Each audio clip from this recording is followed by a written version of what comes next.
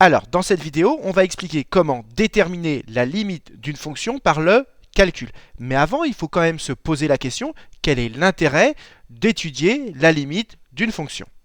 Alors, imaginons que vous ayez représenté la courbe d'une fonction. Si vous avez fait un schéma, ce schéma, il est forcément fini. Et donc, on ne voit pas toute la courbe. Et donc, imaginons qu'on ait cette courbe de fonction. La question qu'on peut se poser, c'est si on fait varier x, si x devient infiniment grand, eh bien, comment va évoluer f de x? On va donc se poser la question, quelle va être la limite de la fonction lorsque x va tendre vers plus l'infini, si la fonction est définie sur R. Et de la même façon, qu'est-ce qui va se passer lorsque x va devenir infiniment grand? Donc déjà, le premier intérêt d'étudier une limite, c'est qu'est-ce qui va se passer lorsque x va tendre vers plus l'infini ou lorsque x va tendre vers moins l'infini.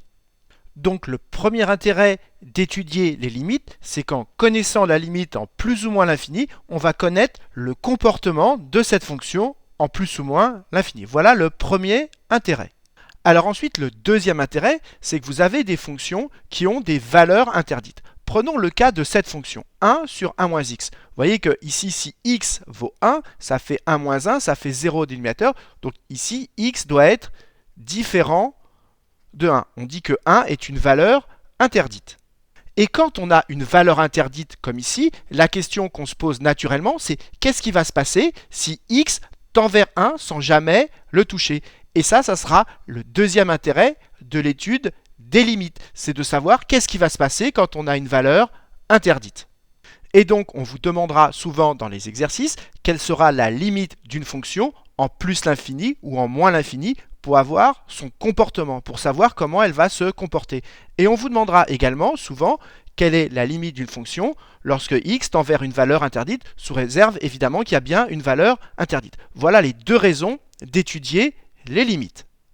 Alors maintenant, prenons un exemple pour voir comment chercher la limite d'une fonction par le calcul. Alors prenons cette fonction f de x égale x carré plus x et cherchons sa limite lorsque x tend vers plus l'infini. Alors dans sa tête, si x tend vers plus l'infini, ça veut dire que x devient un nombre aussi grand que l'on veut. Donc si x est aussi grand que l'on veut, x au carré aussi. Et donc dans sa tête, on pense que ce nombre-là, eh bien, il va tendre vers plus l'infini. Et de la même façon, x tend vers plus l'infini, donc ce nombre-là, il tend aussi vers plus l'infini. On a donc ce premier nombre qui tend vers plus l'infini, ce deuxième nombre qui tend vers plus l'infini, donc ces deux nombres deviennent aussi grands que l'on veut, donc si on les additionne, eh bien le résultat, lui aussi, tend vers plus l'infini. Donc ça veut dire que la limite de cette fonction lorsque x tend vers plus l'infini, c'est plus l'infini. Alors, comment on rédige? On n'écrit pas directement que la limite de f de x quand x tend vers plus l'infini, c'est plus l'infini. Il va falloir savoir le rédiger. Alors, pour rédiger, il suffit de comprendre comment se compose cette fonction. Eh bien, cette fonction, elle se compose de deux blocs. Donc, on va mettre la limite du premier bloc. Eh bien, on avait expliqué que c'était plus l'infini. Ensuite, on écrit la limite du deuxième bloc. C'est également plus l'infini. Et ensuite, on n'a plus qu'à conclure. Et on écrit par somme, parce qu'entre ces deux blocs, c'est bien une somme. Et bien, si le premier bloc tend vers plus l'infini que le deuxième aussi, et bien par somme, la limite du tout, c'est-à-dire de f de x, tend vers plus l'infini. Voilà comment on rédige la limite de cette fonction en plus l'infini. En fait, quand j'ai écrit par somme, j'ai utilisé, sans le dire, mais c'est ce que veut dire par somme, un tableau qui est dans votre cours, qui dit que quand on a la somme de deux fonctions, de f et g, c'est bien le cas ici, si la première tend vers plus l'infini, la première f qui correspond à ce bloc-là, tend vers plus l'infini, que la deuxième tend également vers plus l'infini, et bien la somme tend vers plus l'infini. Quand vous écrivez par somme, en fait, vous faites référence à ce tableau. Et ici, on fait référence à cette ligne où la première tend vers plus l'infini, la deuxième tend vers plus l'infini, donc la somme tend vers plus l'infini. Alors, vous remarquez au passage que dans ce tableau, il y a une ligne où il y a un point d'interrogation. Ça veut dire qu'on ne pourra pas conclure dans cette situation, c'est ce qu'on va expliquer maintenant. Il s'agit des formes indéterminées. Alors si maintenant je prends la fonction, au lieu de prendre f de x égale x carré plus x, je prends f de x égale x carré moins x, et que je cherche toujours la limite de f de x en plus l'infini. Donc si x tend vers plus l'infini, eh bien x au carré tend aussi vers plus l'infini, on l'a expliqué. Et x ici tend vers plus l'infini. Mais cette fois-ci, on a un nombre qui tend vers plus l'infini, auquel on enlève un autre nombre infiniment grand. Et donc, comme on soustrait deux nombres infiniment grands, eh bien, on ne sait pas ce que va donner le résultat. C'est exactement ce qu'on voit dans la dernière ligne du tableau. Si la première fonction, le premier bloc tend vers plus l'infini, si le deuxième bloc tend vers moins l'infini, mais ici il s'agit d'une somme, eh bien la somme entre plus l'infini et moins l'infini, on ne peut pas conclure. Et donc on a ce qu'on appelle une forme indéterminée. C'est exactement la même situation, sauf qu'ici on a une différence, mais qu'on a plus l'infini, moins plus l'infini. Que vous ayez plus l'infini, moins plus l'infini, ou que vous ayez plus l'infini, plus moins l'infini, c'est exactement la même chose. Dans les deux cas, on est dans cette situation. Il s'agit d'une forme indéterminée. Ça veut dire quoi? Ça veut dire qu'on ne peut pas conclure directement. Il va falloir faire un calcul supplémentaire. Alors, dans votre cours, vous avez un tableau pour la somme qu'on a ici, mais vous avez également un tableau pour le produit et un tableau pour la division.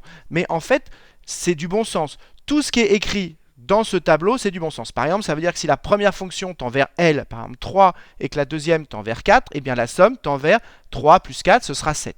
Donc ici, on lit pareil. Si la première fonction tend vers L et que la deuxième tend vers plus l'infini, un nombre fini plus, entre guillemets, plus l'infini, ça tend vers plus l'infini. Donc c'est du bon sens. Ce qu'il faut retenir, c'est quand est-ce qu'on a une forme indéterminée. C'est-à-dire quand est-ce qu'on ne peut pas conclure. Et c'est ce qu'on va dire maintenant. Alors, les formes indéterminées, il y en a 4. Les voilà. Ça veut dire que si vous êtes dans une de ces 4 situations, vous ne pouvez pas conclure directement à l'aide de ces tableaux. Mais si vous n'êtes pas dans une de ces 4 situations, ça veut dire que vous n'avez pas une forme indéterminée et que vous pouvez directement conclure. Alors je voudrais être un peu plus précis sur ce qu'est une forme indéterminée. Par exemple, si vous avez l'infini sur l'infini, c'est une forme indéterminée. Pourquoi? Parce qu'on peut obtenir, quand on a un cas du type l'infini sur l'infini, on peut obtenir n'importe quoi. On peut obtenir 1, on peut obtenir 2, on peut obtenir 0, on peut obtenir plus l'infini, on peut obtenir n'importe quoi. C'est pour ça que l'infini sur l'infini, ça s'appelle une forme indéterminée. Et exactement pareil pour les autres. Alors je voudrais vous donner un exemple pour que vous ayez bien conscience qu'on peut obtenir n'importe quoi. Prenons la limite de x sur x carré quand x tend vers plus l'infini. Si x tend vers plus l'infini, ce bloc-là tend vers plus l'infini. Et x carré, qui est le carré, tend également vers plus l'infini. Donc on est bien dans un cas du type l'infini sur l'infini. On est bien dans cette situation. Mais ici, vous voyez qu'on peut simplifier par x. Et donc x, si on divise par x en haut et en bas, il reste 1 sur x. Donc cette limite est égale à ceci. Et si on fait tendre x vers plus l'infini, 1 divisé par un nombre infiniment grand, 1 divisé par 10 millions, ceci, ça va tendre vers 0. Donc la limite ici, vous voyez que c'est 0.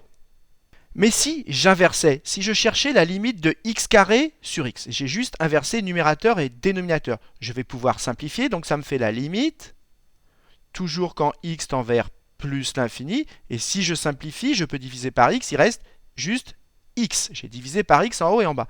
Mais la limite de x quand x tend vers plus l'infini, c'est plus l'infini. Et j'ai pourtant ici toujours une forme du type l'infini sur l'infini. Mais cette fois-ci, j'obtiens plus l'infini, alors que tout à l'heure, j'obtenais 0.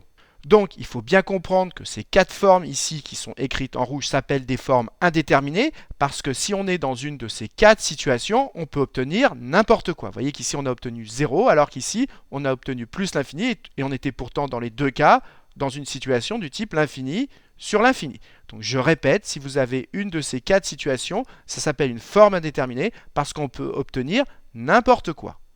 Alors maintenant, je voudrais insister sur cette troisième forme indéterminée, 0 fois l'infini. Parce qu'il y a des élèves souvent qui me disent « Mais monsieur, si la première tend vers 0, 0 fois n'importe quoi, ça fait 0. Et donc 0 fois l'infini, ça fait 0. » Mais là, c'est une erreur de raisonnement. Parce que le 0 qu'on a ici, on n'est pas en train de dire que la fonction vaut 0, c'est sa limite qui vaut 0. Mais le 0, si ça se trouve, n'est pas atteint. Et pour vous en convaincre, je vais vous donner un exemple. Alors, cherchons la limite de x carré fois 1 sur x quand x tend vers plus l'infini. Alors, si x tend vers plus l'infini, x carré, c'est le carré d'un nombre qui devient infiniment grand, ça tend également vers plus l'infini. Quant à 1 sur x tend vers plus l'infini, 1 divisé par un nombre infiniment grand, 1 divisé par 10 millions, ça fait un nombre très proche de 0, 1 divisé par un nombre qui devient infiniment grand, tout ceci tend vers 0. Donc on est bien dans le cas d'une forme l'infini fois 0. Exactement sous cette forme-là, mais c'est juste inversé, c'est l'infini fois 0. Mais ici, vous voyez qu'on peut simplifier. X carré divisé par x, il reste x. Donc ici, je peux arranger.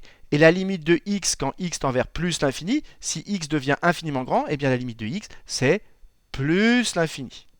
Donc vous voyez, la première fonction tendait vers plus l'infini, la deuxième tend vers 0, mais elle ne vaut jamais 0. 1 sur x ne vaut jamais 0, elle tend vers 0. C'est pour ça qu'ici, c'est pas 0 fois l'infini, c'est une façon de dire les choses, mais c'est des limites dont il s'agit. Ici, ça veut dire que la première fonction tend vers 0, mais ne vaut pas forcément 0, et que la deuxième limite devient infiniment grande. Donc si vous avez 0 fois l'infini, bah regardez, vous pouvez obtenir plus l'infini, et non pas toujours 0. Donc c'est une forme indéterminé.